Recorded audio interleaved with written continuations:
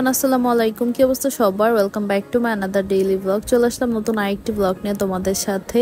যদিও blog share করতেছি, but daily বেসিসে ব্লগগুলো শেয়ার করা হচ্ছে না। সো আজকে দেখাবো সকাল থেকে একদম রাত পর্যন্ত কি কি অ্যাক্টিভিটিস করছি। আর হ্যাঁ, এখনো তোমরা যারা আমার পেজে নতুন আছে তারা কিন্তু আমার পেজে ফলো দিয়ে আসবা আর আমাকে বেশি বেশি করে সাপোর্ট করে আসবা। কেননা তোমাদের সাপোর্ট বা তোমাদের উৎসাহ না পেলে পেজে অ্যাক্টিভ থাকতে একদমই ইচ্ছে হয় না। সো বেশি বেশি করে সাপোর্ট করো আর বেশি বেশি করে আমার ভিডিওতে লাইক, কমেন্ট এন্ড শেয়ার দিয়ে পাশে থাকবা। আজকে অনেক অনেক বছর পর আমি আমার হাজবেন্ডের জন্য সকাল সকাল রান্না করতেছিলাম। সো তাকে একটা ছোট মাছ রান্না করে দিলাম, সাথে একটা বড় মাছও দিয়েছিলাম। তার জন্য রান্না কমপ্লিট করলাম এন্ড সেম টাইমে আমি একটু চাও বসাই দিলাম সকালে খাওয়ার জন্য। আর যা কিছুই খাই না কেন সকালে নাস্তা 1 কাপ চা না হলে একদমই হয় না। তার খাবারগুলোকে সুন্দর করে সার্ভ করে দিলাম এন্ড চায়ের জন্য যে পানি বসাইছিলাম ওইটাও অনেকটা ঘন হয়ে গেছে, মানে দুধগুলো ঘন হয়ে গিয়েছিল। সো চা পাতাটা আবার অ্যাড করে দিলাম এন্ড এখন আবার জাল হতে থাকবে। সো এরপরে খেতে আরো বেশি মজা হবে। এটা চাটা মজা হতে একটু টাইম দেওয়া লাগে, না হলে চা খেতে একদমই ভালো লাগে না। চা বানালাম এন্ড চায়ের সাথে খাওয়ার জন্য বান নিয়ে আসছিল। সো আমি বানগুলাকে একটু পোড়া বান করে নেব।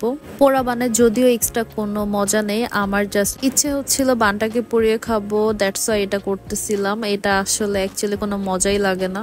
সো আমি বানটাকে একটু বাটারে ভালো করে মাখিয়ে দেন একটু চিনি দিয়ে দিলাম এন্ড এটাকে ভালো করে একটু পুড়ে নিচ্ছিলাম। সকাল আর সন্ধ্যায় আমার যত উল্টাপাল্টা খাবারের জিনিস মাথায় আসে বানটাকে পোড়ালাম। আর আজকে না একটু বেশি পড়ে গিয়েছিল বানটা, মানে এক সাইড দিয়ে একটু বেশি পড়ে গিয়েছিল। পরে ওইটুকু আর খাওয়াই যায় নাই, কজ অনেক তিতা হয়ে গিয়েছিল, মানে একটু ভালো করতে গিয়ে যখন আবার খারাপ হয়ে যায়। এরপর একটু বাইরে গিয়েছিলাম আর এত রোদ ছিল আজকে, মানে আকাশের দিকে একদমই তাকানো যাচ্ছিল না। লাস্ট উইকে যদিও অনেক বেশি বৃষ্টি ছিল ঢাকাতে, বাট এই উইকে এত বেশি রোদ হচ্ছে, মানে সহ্য করার মতো অ্যাবিলিটি নাই। বাসায় আসলাম আর আসার পর দেখি আম্মু রান্না বান্না মোটামুটি কমপ্লিট করে ফেলছে। সো আমার জন্য বসেছিল, আমি এসে একটা ভর্তা বানাবো।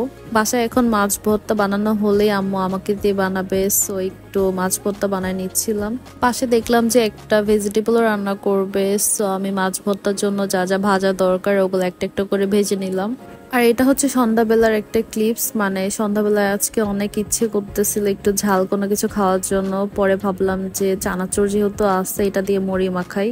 আমার যদিও মুড়ি মাখা খুব একটা ভালো লাগে না খেতে, বাট আমি সবার জন্য মুড়ি মাখাই দিচ্ছিলাম। আর আমি শুধু চানাচুর দিয়ে পেঁয়াজ, মরিচ, টমেটো এগুলা দিয়ে খাবো। যেমন ঝাল খেতে ইচ্ছে করতেছিল এন্ড এটা খেয়ে আসলেই ঝালের তৃষ্ণাটা মেটে গেছে। এরপর অনেকগুলা কাজ করতে হইলো, মানে অনেকগুলা কাপড় চোপড় জমছিল। সো ওগুলা একটা একটা করে এখন সব ভাঁজ করতে হবে। কোথাও আমি এজন্যই বের হতে চাই না বা যেতে চাই না, কোথাও গেলে যে কি পরিমাণ কাপড় জমে আমার। আর রাতে খাওয়ার জন্য একটা হ্যাপি প্লেট ছিল।